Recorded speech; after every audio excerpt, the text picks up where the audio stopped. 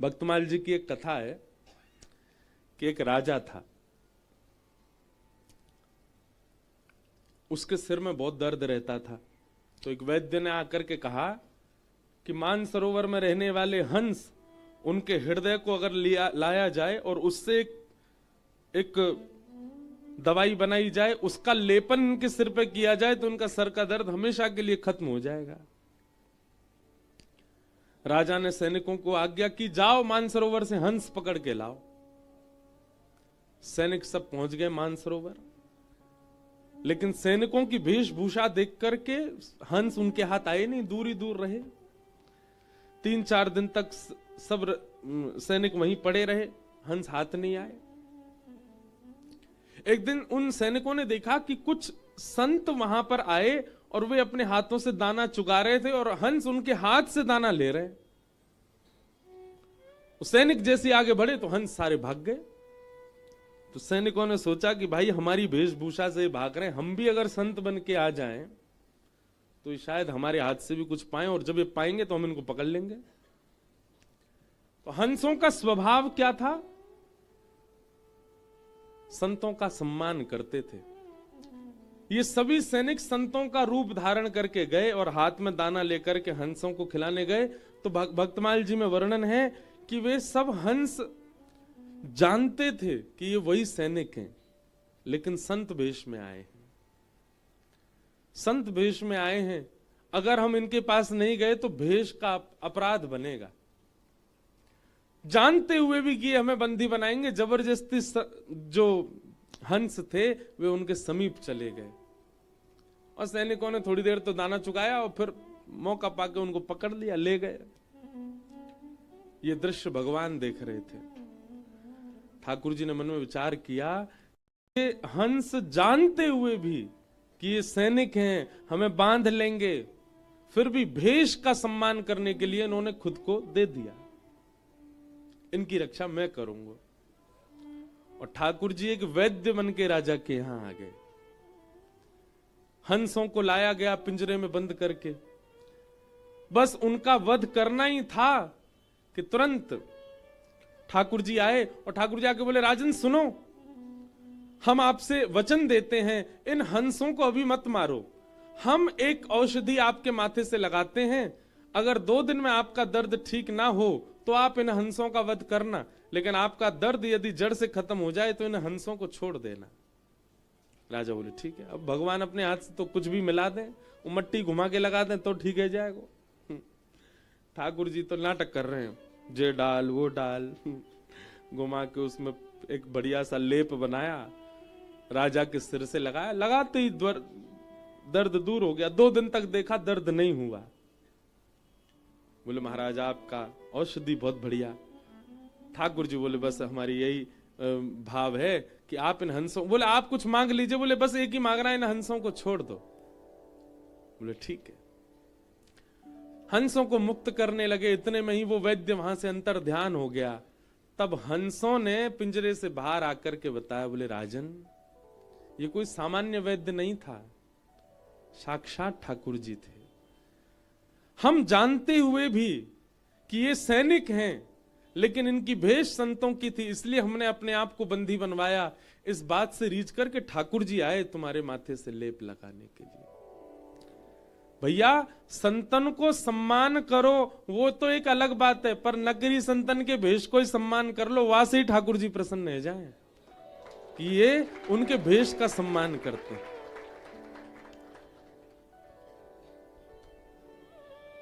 कलयुग यदि जीवन में आ जाएगा ना बंधुओं, बहुत सावधानी से सुनिएगा, हमारी भक्ति में सबसे ज्यादा बाधा यदि कोई है तो वो एक ही है, और वो है वैष्णव अपराध। और ये हम सबसे बनता है, मुझसे भी बन जाता है।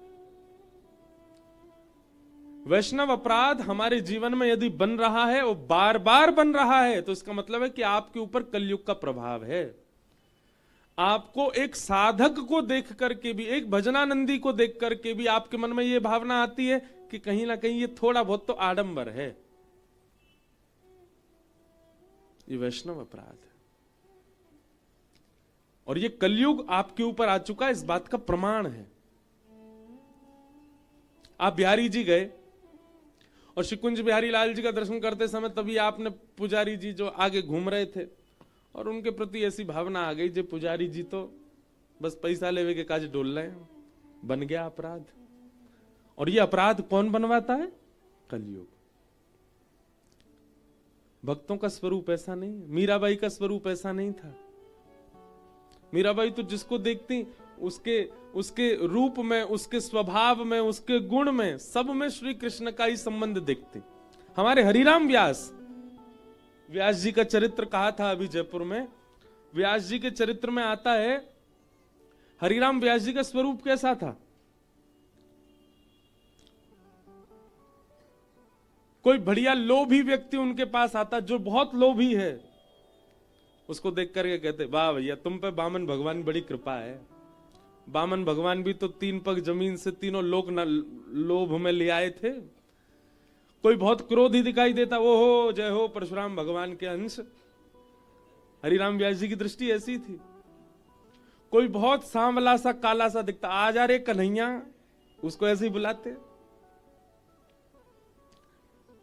किसी का सौंदर्य अद्भुत होता, अद्भुत गंभीरता होती, अरे जय हो मेरे राघव, वो व्यक्ति के नाम से उसको पुकारते ही नहीं थे, व्यक्ति के स्वभाव से उसको परखते ही नहीं थे। जिसको देखते थे उसमें या तो आचार्यों का अनुभव करते थे या फिर ठाकुर जी का अनुभव करते थे। ऐसी हरिराम व्यास जी की दृष्टि थी। ये सीखना चाहिए हरिराम व्यास जी से। जब कभी कोई दिखे, कई लोग होते हैं उनके हाइट इतनी ज्यादा नहीं होती, छोटे से ही होते हैं। जब आए तो आओ बामन, नेक्स्ट से ही हो भैया तुम तो। कोई बहुत छरेरा हो, नेक में इधर भाग जाता है उधर आ जाता है, पतरा दुबला सा डोल्ला हो, उसके प्रति ऐसी भावना रहो, जय हो मत्स्य, मछली कैसे आते मां भक्तो डोले। सब कामों के लिए हाथ पीछे कर लेता हो, जय हो भैया तुम कूर्म हो, कछुआ, वो भी उसके पास जाओ हाथ पांव भीतर कर लेता है, कोई काम नहीं करता है। ये दृष्टि बनाओ, साईं परिकर के ही बना लो, आज से ही कर लो। आज से रात में जिससे भी मिलो, भोजन पानी करते समय, उठते बैठते समय, उसके स्वभाव से या तो किसी आचार्य को देखो या फिर साक्षात ठाकुर जी को देखो। ये हरिराम व्यास जी की दृष्टि है। उन्होंने कभी किसी व्यक्ति के स्वभाव गुण से किसी को नहीं परखा। तो कलयुग जीवन में आएगा तो आपको आडंबर दिखेगा, आपको सदपुरुष में भी आडंबर दिख जाएगा। चैतन्य महाप्रभु वे जब विचरण करते थे तो कोई नाटकबाज व्यक्ति भी हो, कुछ नहीं, केवल पैसा कमाने के लिए भगवान नाम गा रहा है, चैतन्य महाप्रभु उसके मुख से भी नाम सुनकर के नेत्रों से भाव विह्वल हो जाते, उसके चरणों में प्रणाम करते, भैया धन्य है। सब लोग आगे कहते, अरे जे पाखंडी है, जे केवल पैसा कमाने के लिए नाम गाता है। चैतन्य महाप्रभु कहते, और पैसा दो इसको, ताकि इसके मन में और लोभ जगे पैसा का, कम से कम उसके चक्कर में नाम तो गाएगा। ऐसा गुण देखते थे। पर हम लोगों का स्वभाव विचित्र है, हम लोग 2 मिनट में अवगुण ही देखने लग जाते हैं सबके भीतर, और ये कलयुग ही करवाता है हमसे। कई बार बंधुओं हम अपने गुरु के प्रति भी अवगुण देख लेते हैं। ये कलयुग का प्रभाव है।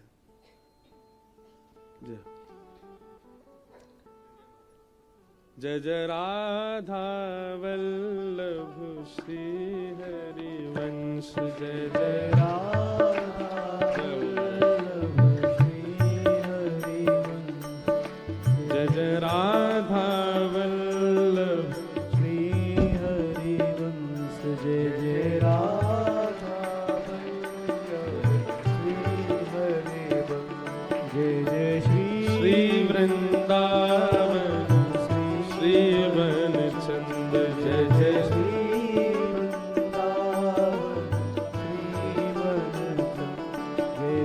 ये देखो ब्रज के संत जासों छुप भी जाए वाकु सखी बना दे।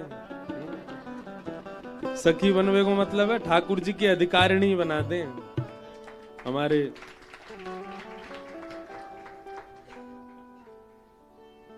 श्री हिताश्रम वाले पूज्य महाराज जी पधारे हैं। बारंबार महाराज जी को वंदन प्रणाम। जय।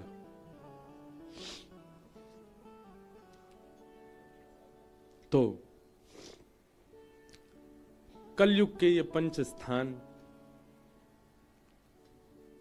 राजा परीक्षित स्वयं भटक गए, शमीक ऋषि के गले में मरा हुआ सर्प डाल दिया, और शमीक ऋषि के पुत्र श्रृंगी, उनको जब ये बात पता चली कि मेरे पिता के गले में मरा हुआ सर्प डाला है, तुरंत उन्होंने श्राप दे दिया।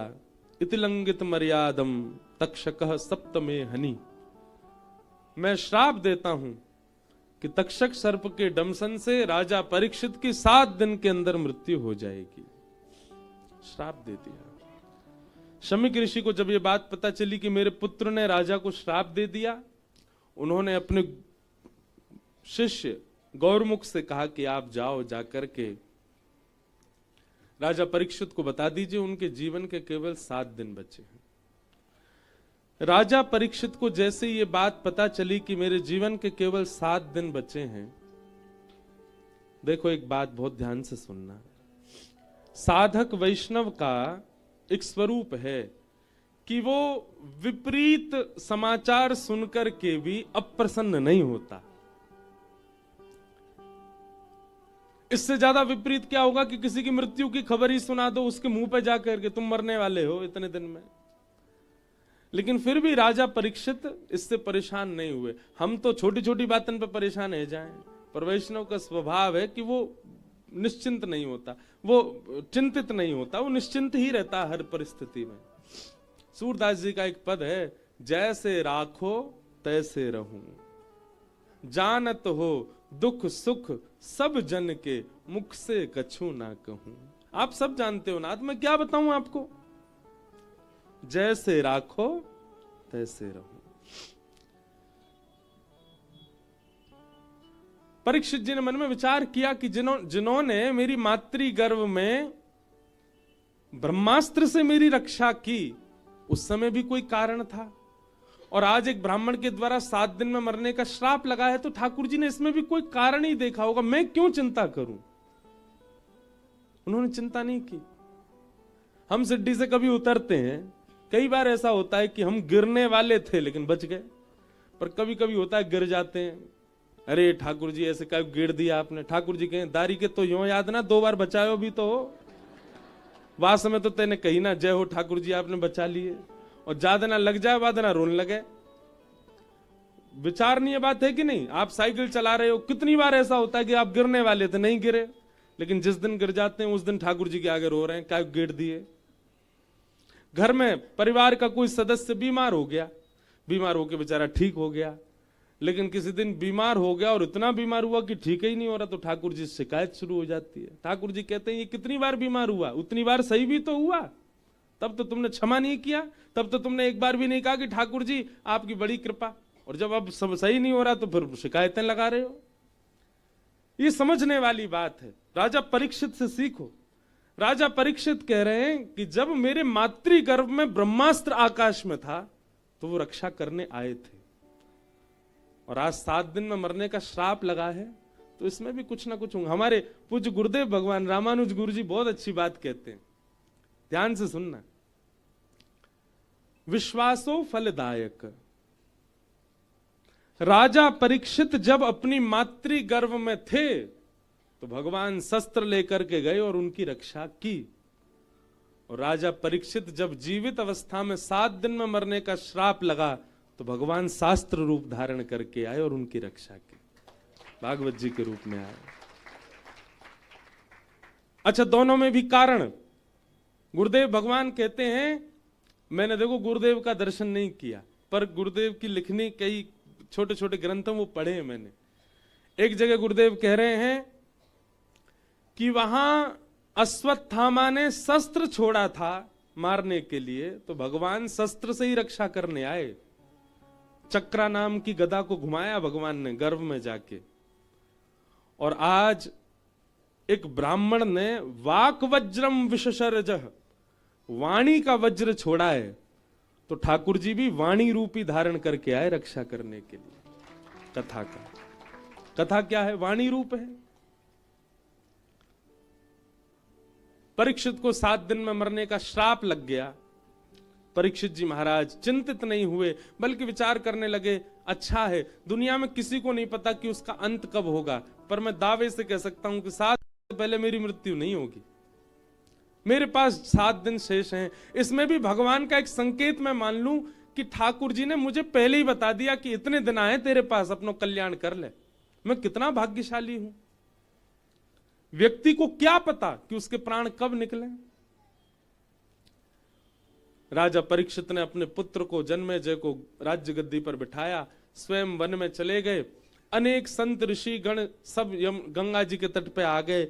सबसे राजा परीक्षित ने एक ही प्रश्न किया, जल्दी मरने वाले की मुक्ति का उपाय बताओ। पर कोई भी प्रमाणित नहीं बता पाया क्या करना चाहिए। तभी तत्रा भवद भगवान व्यासपुत्रो यदच्छया गामटमानो नपेक्ष अलक्षलिंगो निजलाभ तुष्टो व्रतश्च वालैरवधूत भेष। बोलो सुखदेव जी महाराज की। श्री सुखदेव भगवान प्रकट हो गए और चलते हुए आ रहे हैं राजा परीक्षित के पास। सिंहासन पर आकर के विराजमान हो गए। राजा परीक्षित ने चरणों में प्रणाम किया और प्रश्न किया, भगवान अतः पृच्छामि संसिद्धिम योगिनाम परमं गुरुम पुरुषस्येह यत्कार्यं म्रियमाणस्य सर्वथा। जल्दी मरने वाले की मुक्ति का उपाय बताओ। एक बहुत प्रिय भाव है मेरे हृदय का, बहुत कम गाता हूं मैं, पर आज साईं के यहां गाऊंगा। मानो ऐसा भाव है कि श्री परीक्षित जी अब उनके जीवन के 7 दिन बचे और वो सुखदेव जी से प्रार्थना कर रहे हैं। हम भी साईं से प्रार्थना कर रहे हैं।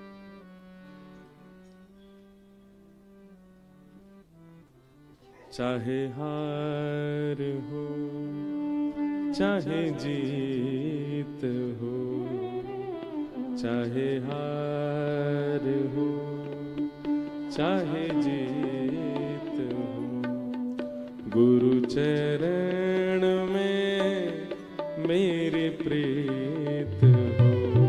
चाहे हार हो चाहे जीत हो, गुरु चरण में मेरी प्रीत। बंधुओं, यहाँ जितने भी लोग विराज रहे हैं, थोड़ी देर के लिए स्वयं को परीक्षित मानिए। हम सब थोड़ी देर के लिए नहीं, हम हैं ही परीक्षित। हम सबके पास भी 7 ही दिन हैं। इन्हीं 7 दिनों में जन्म है और इन्हीं 7 दिनों में मृत्यु।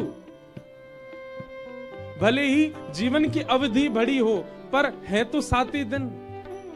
हम सब भी अपने गुरु का स्मरण करें, जिनसे भी हमारी दीक्षा है, जिनसे भी हमारी शिक्षा है, उन्हीं को हम सुखदेव स्वरूप मान करके हम उनसे प्रार्थना कर रहे हैं।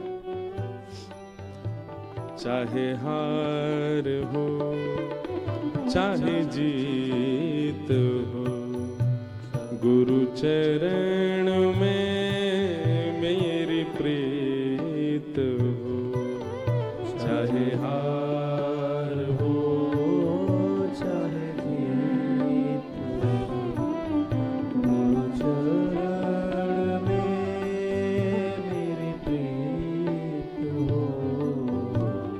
सागर भी तू साहिल भी तू, सागर भी तू साहिल भी तू, सागर भी तू साहिल भी तू, सागर भी तू साहिल भी तू।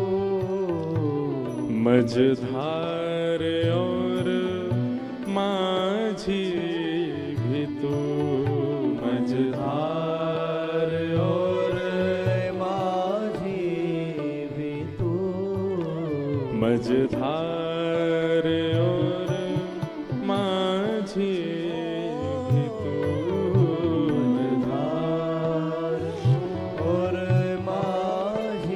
कितने सुंदर शब्द हैं। हे गुरुदेव, सागर भी आप ही हो, मतलब आपकी गहराई हम पहचान नहीं सकते। सागर भी आप ही हो, पर हमें इस संसार रूपी सागर से पार करने वाले मझधार भी आप ही हो। मझधार और माझी भी तो, मझधार और माझी भी तो। बहुत सुंदर। इस प्रकृति का तुम गीत हो, इस प्रकृति का तुम गीत हो। गुरु चरण में मेरे प्रीत हो, गुरु चरण में मेरी प्रीत हो। चाहे हार हो चाहे जीत हो, गुरु चरण में मेरी प्रीत हो। चाहे हार हो चाहे जीत हो, गुरु चरण में मेरी प्रीत हो। बोलो सद्गुरुदेव भगवान की जय। बहुत सुंदर भाव।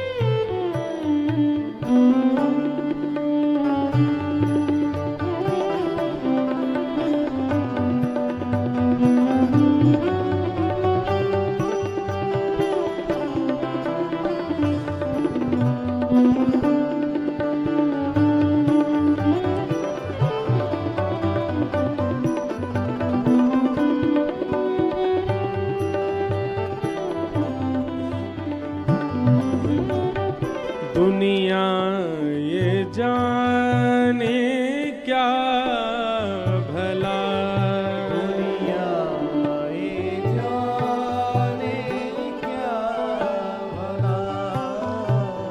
दुनिया ये जाने क्या भला। दुनिया ये जाने क्या भला।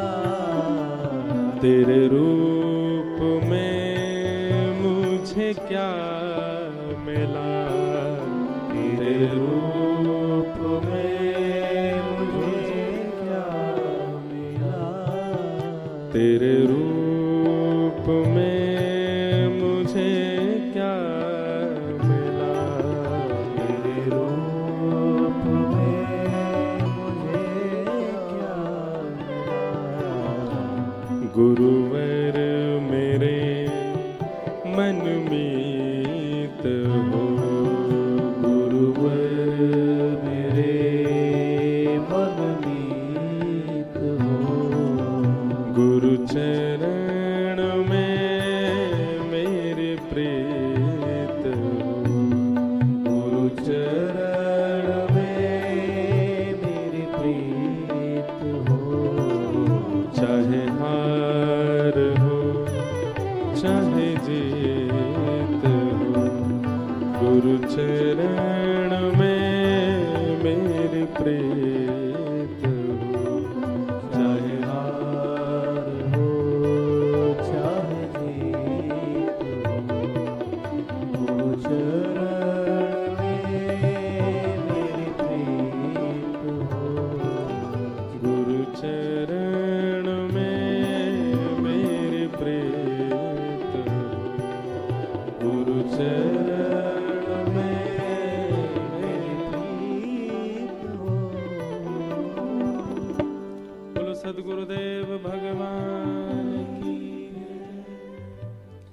श्री सुखदेव जी महाराज मंच पर विराजमान हो गए।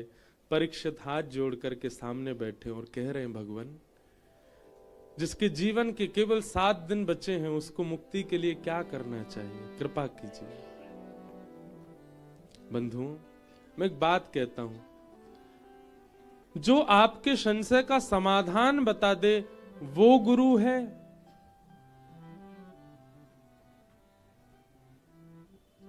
या फिर आपका संशय ही बदल दे वो गुरु है। कभी ना कभी संशय का समाधान बताने वाला भी गुरु होता है और आपका संशय ही सुधार दे। कई बार हमारा गलत संशय होता है, जैसे कि आगे के प्रसंग में आप समझेंगे कि परीक्षित पूछ रहे हैं 7 दिन में मरने वाली की मुक्ति का उपाय क्या है, और श्री सुखदेव जी महाराज थोड़ी देर परीक्षित की ओर देखते हैं और फिर कहना प्रारंभ करते हैं, परीक्षित का प्रश्न सुधारते हैं। परीक्षित कि वरीयानेशते प्रश्न कृतो लोक हितम नृप आत्मविद सम्मतः पुंसा श्रोतव्यादिषु यपर। परीक्षित, तुम कह रहे हो जल्दी मरने वाले की मुक्ति का उपाय क्या है। अगर ये प्रश्न तुमने पूरे विश्व के लिए किया है तो ये प्रश्न तुम्हारा अच्छा है, लेकिन अगर ये प्रश्न कहीं तुम अपने लिए कर रहे हो तो ये प्रश्न अच्छा नहीं है। तुम कौन हो, पहले अपने ऊपर विचार करो। तुम वो बालक हो जिसने जन्म बाद में लिया, मां के गर्भ में भगवान का दर्शन पहले किया। पूरा विश्व जानता है कि ठाकुर जी ने उत्तरा के गर्भ में आकर के तुम्हारी रक्षा की। क्या भगवान ने तुम्हारी रक्षा ऐसे ही कर दी? ठाकुर जी का कोई तो उद्देश्य होगा ना। किसी की रक्षा ठाकुर जी कर रहे हैं तो इसका मतलब ठाकुर जी उससे कुछ चाहते हैं। ना जाने कितने बालक मातृ गर्भ से बाहर आ ही नहीं पाते, जन्म ही नहीं ले पाते। ठाकुर जी सबको तो नहीं बचाते, लेकिन तुम में ऐसी क्या विशेषता है कि ठाकुर जी ने तुम्हारी रक्षा की। और जिस बालक की भगवान ने गर्भ में जाके रक्षा की, वो बालक कुछ दिन पृथ्वी पर रहने के बाद ब्राह्मणों के द्वारा शापित हुआ। जय हो। बोलो वृंदावन बिहारी लाल की जय। श्यामा प्यारी कुंज बिहारी, जय जय श्री हरिदास दुलारी। श्यामा प्यारी कुंज बिहारी, जय जय श्री हरिदास दुलारी। श्यामा प्यारी कुंज बिहारी, जय जय श्री हरिदास दुलारी। श्यामा प्यारी कुंज बिहारी,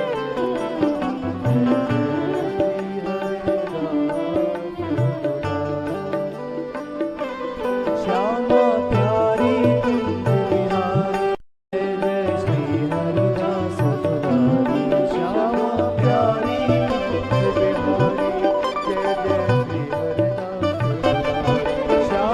प्यारी कुंज बिहारी, जय जय श्री हरिदास दुलारी। श्यामा प्यारी कुंज बिहारी, श्यामा प्यारी कुंज बिहारी, जय जय श्री हरिदास दुलारी। श्यामा प्यारी कुंज बिहारी, जय जय श्री हरिदास, श्री हरिदास, श्री हरि